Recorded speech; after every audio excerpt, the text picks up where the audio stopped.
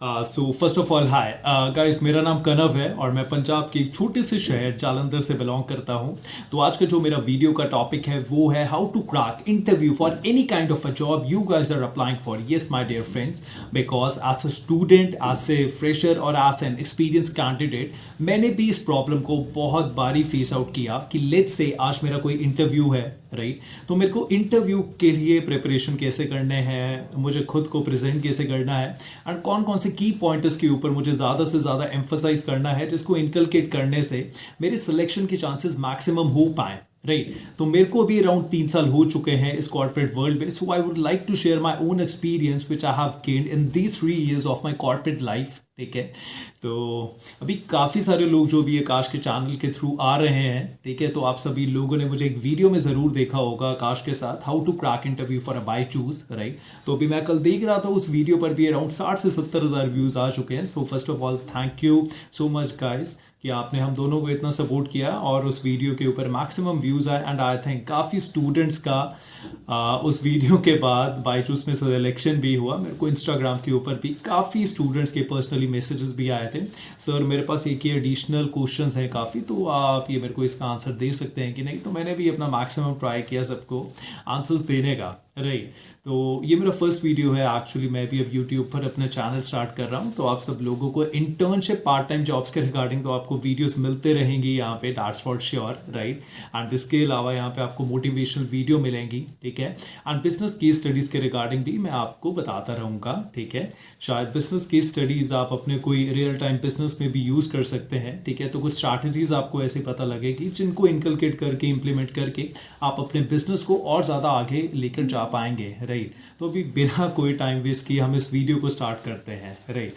तो लेट्स से आज अगर आप कोई इंटरव्यू के लिए जा रहे हैं, ठीक है, तो फर्स्ट ऑफ ऑल 5 पॉइंट्स होने चाहिए आपके दिमाग में, ठीक है?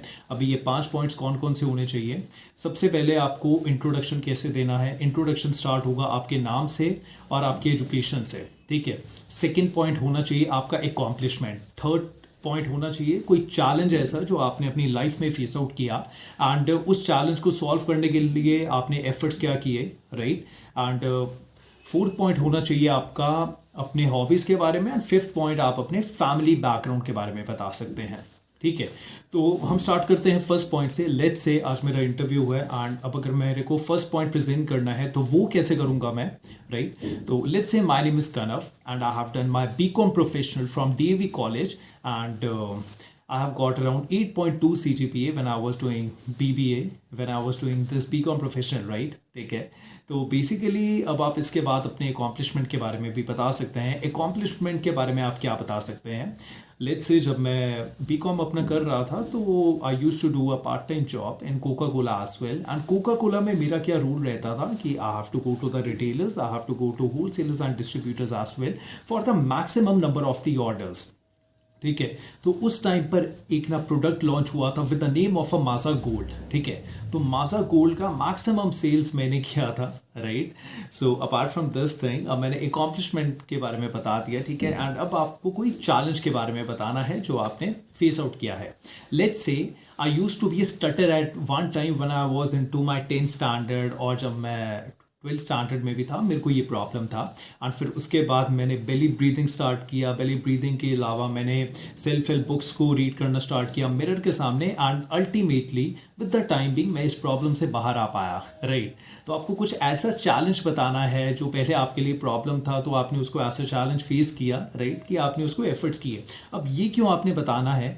क्योंकि इंटरव्यूअर को ये लगेगा कि लेट्स से कल को आपका सिलेक्शन हो जाता है कंपनी में एंड अगर आपको कुछ प्रॉब्लम आता है, आप अपना टास्क नहीं अचीव कर पा रहे, आप अपने असाइनमेंट्स को नहीं कंप्लीट कर पा रहे ऑन टाइम, आप सेल्स नहीं कर पा रहे, तो आप उस प्रॉब्लम को भी एज अ चैलेंज लेंगे, राइट? एंड आप उससे भी बाहर आ पाएंगे एंड आप उस चैलेंज को भी इजीली फेस आउट कर पाएंगे एंड आप एफर्ट्स करेंगे, ठीक है? एंड फोर्थ पॉइंट आपका जो मोस्ट इंपॉर्टेंट है वो आप हॉबीज़ के बारे में भी बताएं कि आप फ्री टाइम पे क्या करते हैं।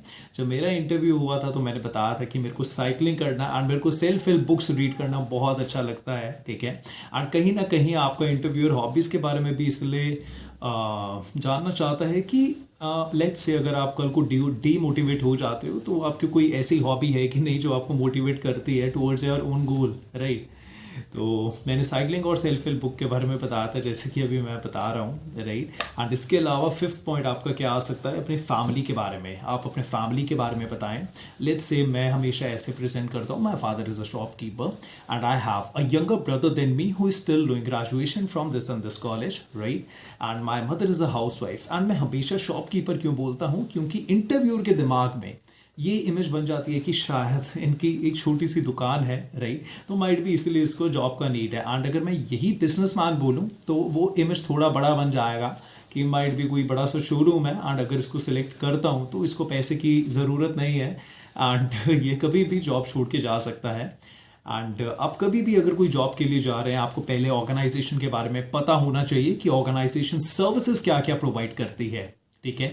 आप जॉब डिस्क्रिप्शन के बारे में पढ़ के जाएं। जॉब डिस्क्रिप्शन को अपने हॉबीज़ के साथ आप रिलेट कर सकते हैं या आप अपने अकॉम्प्लिशमेंट के साथ आप रिलेट कर सकते हैं, राइट।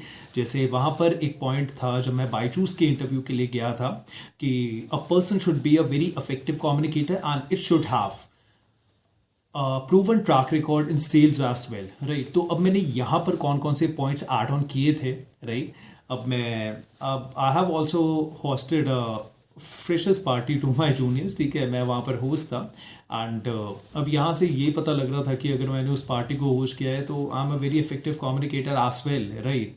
कि मैंने इतने ज़्यादा लोगों के सामने एक ये पब्लिक स्पीकिंग एक्टिविटी किया है तो कहीं ना कहीं मैं कस्टमर को भी कन्विंस कर पाऊँगा, तो राइट। एंड इसके अलावा मैंने एक और पॉइंट बोला था कि I have done my internship with Coca Cola, right. तो मैंने अपने ट्रैक रिकॉर्ड बताया था सेल्स का, जैसे मैंने आपको अकॉम्प्लिशमेंट में आपको मैं ऑलरेडी बता चुका हूँ, ठीक है।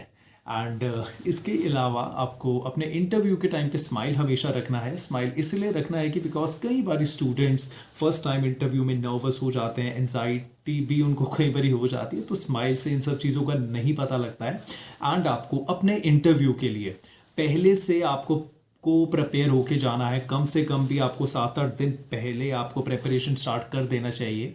आपको पता होना चाहिए कि आपको पॉज कब लेना है, वॉइस मॉड्यूलेशन कब करना है, आवाज़ कब ऊपर होना चाहिए, कब नीचे होना चाहिए, right. And apart from this thing, अगर आप पहले से एक ये प्रैक्टिस करेंगे ना तो कई बारी क्या रहता है ना, लेट्स से आज आपका इंटरव्यू है, ठीक है, आप अनप्रिपेयर्ड आए हो बिल्कुल, तो कई ऐसे वर्ड्स होते हैं जो आप बोलना चाहते हैं बट उस मोमेंट के ऊपर वो आपको याद ही नहीं आते, तो कहीं ना कहीं आपके सिलेक्शन के चांसेस और ज़्यादा कम हो जाते हैं उस चीज़ की वजह से, अगर आप अनप्रिपेयर्ड होके जा रहे हैं, ठीक है। आप प्रिपेयर्ड होके जाएंगे, आप अपने गलतियों के बारे में देखेंगे, राइट। एंड आपको पता लगेगा कि आपकी वॉइस कैसी आ रही है, राइट। आपको पॉजेस कहाँ पे लेने हैं, वॉइस मॉड्यूलेशन कहाँ पे आपको करना है। एंड विद द टाइमिंग आप अपना ही एक इम्प्रोवाइज वर्जन आप बनते जाएंगे, ठीक है।